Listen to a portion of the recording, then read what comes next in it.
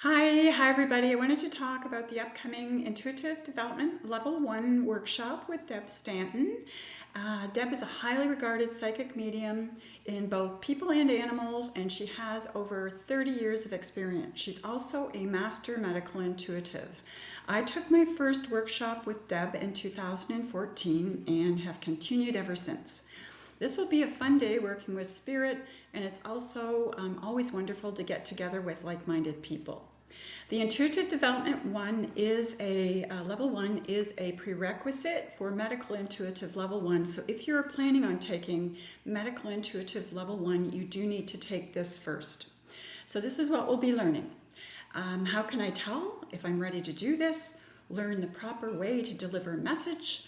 Learn how we can connect with the other side. You can do it, and you can.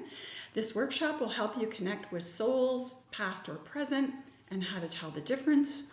How do we tell these guys or our guides that we're ready to go to work?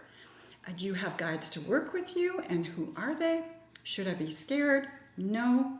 What's a valid message, and how do I present it? We'll be reading each other by the end of the day.